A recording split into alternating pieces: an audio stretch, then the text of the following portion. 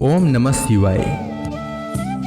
जिस प्रकार इस ब्रह्मांड का न कोई अंत है और न ही कोई शुरुआत, उसी प्रकार शिव अनादि हैं। संपूर्ण ब्रह्मांड शिव के अंदर समाया हुआ है।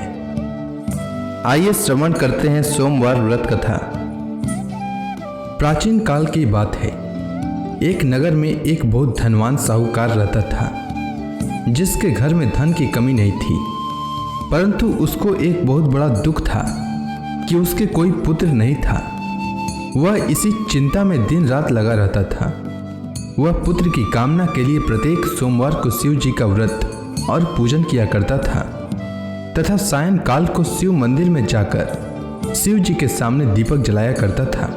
उसके इस भक्ति भाव को देखकर एक समय पार्वती जी ने शिव जी महाराज से कहा कि महाराज, यह साहूकार आपका अनन्य भक्त है और सदैव आपका व्रत और पूजन बड़ी श्रद्धा से करता है।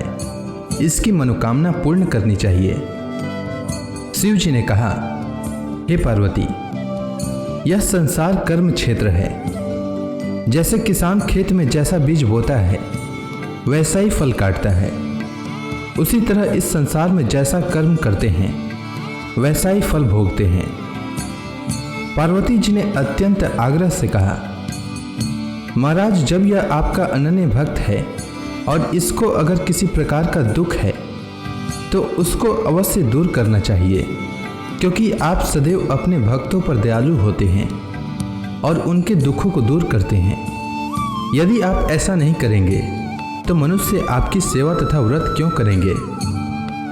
पार्वती जी का ऐसा आग्रह देख शिव जी महाराज कहने लगे, हे पार्वती, इसके कोई पुत्र नहीं है।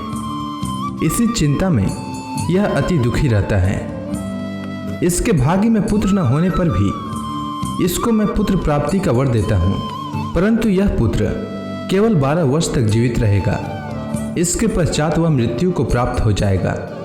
इससे अधिक मैं और इसके लिए कुछ नहीं कर सकता। यह सब बातें साहूकार सुन रहा था। इससे उसको न तो कुछ प्रसन्नता हुई और न ही कुछ दुख हुआ। वह पहले जैसा ही शिव जी महाराज का व्रत और पूजन करता रहा। कुछ काल व्यतीत हो जाने पर साहूकार की स्त्री गर्भवती हुई और 10वें महीने में उसके गर्भ से अति सुंदर पुत्र की प्राप्ति हुई। साहूकार के घर में बहुत खुशी मनाई गई, परंतु साहूकार ने उसकी केवल 12 वर्ष की आयु जानकर अधिक प्रसन्नता प्रकट न की और न ही किसी को भेद ही बताया। जब वह बालक 11 वर्ष का हो गया तो उस बालक की माता ने उसके पिता से विवाह आदि के लिए कहा, तो वह साहूकार कहने लगा कि अभी मैं इसका विवाह नहीं करूंगा, अपने पुत्र को काशी जी पढ़ने के लिए भेजूंगा। फिर साहूकार ने अपने साले अर्थात बालक के मामा को बुला करके उसको बहुत सा धन देकर कहा, तुम मेरे बालक को काशी जी पढ़ने के लिए ले जाओ और रास्ते में जिस स्थान पर भी जाओ यज्ञ तथा ब्राह्मणों को भोजन कराते जाओ। वह दोनों मामा भांजे यज्ञ करते और ब्राह्मणों को भोजन कराते जा रहे थे। रास्ते में उनको एक शहर पड़ा। उस शहर में राजा की कन्या का विवाह हो रहा था। दूसरे राजा का लड़का जो विवाह कराने के लिए बारात लेकर आया था, वह एक आंख से काना था। उसके माता पिता को इस बात को लेकर बड़ी चिंता थी कि कहीं वर को देखकर कन्या के माता पिता विवाह में किसी प्रकार की अड़चन पैदा न कर दें। इस कारण जब उसने अति सुंदर सेठ के लड़के को देखा तो मन में विचार किया कि क्यों न दरवाजे के समय इस लड़के से वर का काम चलाया जाए।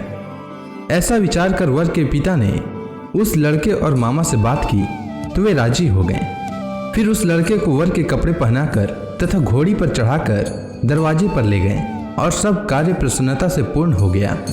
फिर वर के पिता ने सोचा कि यदि विवाह कार्य भी इसी लड़के से करा लिया जाए तो क्या बुराई है।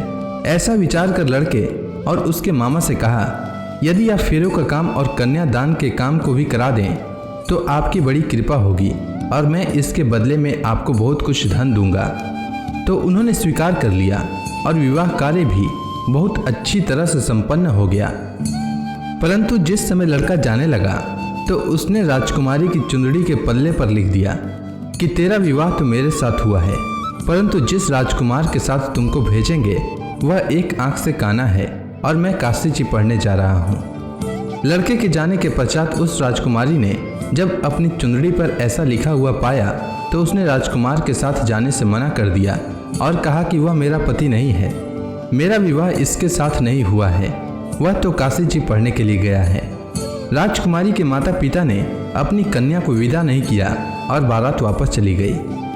उधर सेठ का लड़का और उसका मामा काशी जी पहुंच गए। वहां जाकर उन्होंने यज्ञ करना और लड़के ने पढ़ना शुरू कर दिया। जब लड़के की आयु 12 वर्ष की हो गई तो उस दिन उन्होंने यज्ञ रचा रखा था कि लड़के ने अपने मामा से कहा कि मामा जी आज मेरी तबीयत कुछ ठीक नहीं है। तब मामा ने कहा कि अंदर जाओ और सो जाओ। लड़का अंदर जाकर सो गया और थोड़ी देर में उसके प्राण निकल गए।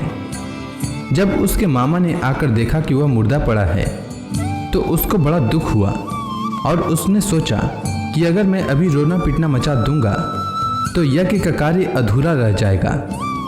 अतः उसने जल्दी से यज्ञ का कार्य समाप्त कर ब्राह्मणों के जाने के बाद रोना पीटना आरंभ किया। संयोगवश उसी समय शिव पार्वती जी उधर से जा रहे थे। जब उन्होंने जोर जोर से रोने की आवाज़ सुनी तो पार्वती जी कहने लगी कि महाराज कोई दुखिया रो रहा है, उसके कष्ट को दूर कीजिए। जब शिव पार्वती ने पास जाकर देखा तो वहाँ एक लड़का मुर्दा पड़ा था। पार्वती जी कहने लगी कि महाराज यह तो उसी सेठ का लड़का है जो आपके वरदान से हुआ था। हे महाराज, इस बालक को और आयु दीजिए, नहीं तो इसके माता पिता तड़प तड़प कर मर जाएंगे। पार्वती जी के बार बार आग्रह करने पर शिव जी ने उसको जीवन वरदान दिया और शिव जी महाराज की कृपा से लड़का जीवित हो गया। शिव जी और पार्वती जी कैलाश पर्वत पर चले गए। तब वह लड़का और मामा उसी प्रकार यज्ञ करते तथा ब्राह्मणों को भोजन कराते हुए अपने घर की ओर चल पड़े। रास्ते में उसी शहर में आए जहां उसका विवाह हुआ था। वहां पर आकर उन्होंने यज्ञ आरंभ कर दिया तो उस लड़के के ससुर ने उसको पहचान लिया और अपने महल में ले जाकर उसकी बड़ी खातिर की। साथ ही बहुत से दास दासियों सहित आदरपूर्वक लड़की और जमाई को विदा किया। जब वह अपने शहर के निकट आए तो मामा ने कहा कि मैं पहले तुम्हारे घर जाकर खबर कर देता हूँ।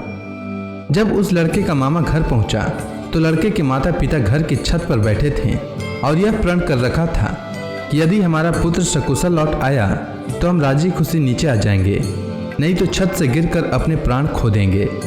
इतने में उस लड़के के मामा ने आकर यह समाचार दिया कि आपका पुत्र आ गया है, तो उनको विश्वास नहीं हुआ। तब उसके मामा ने शपथ पूर्वक कहा कि आपका पुत्र अपनी स्त्री के साथ बहुत सारा धन लेकर आया है। तो सेठ ने आनंद के साथ उसका स्वागत किया और बड़ी प्रसन्नता के साथ रहने लगे। इसी प्रकार से जो कोई भी सोमवार के व्रत को धारण करता है अथवा इस कथा को पढ़ता या सुनता है उसकी समस्त मनोकामनाएं पूर्ण होती है। उम्मीद है आपको सोमवार व्रत की कथा अच्छी लगी होगी। अगर आपको यह वीडियो अच्छी लगी हो तो कमेंट सेक्शन में ओम नमः शिवाय लिखना न भूलें। धन्यवाद।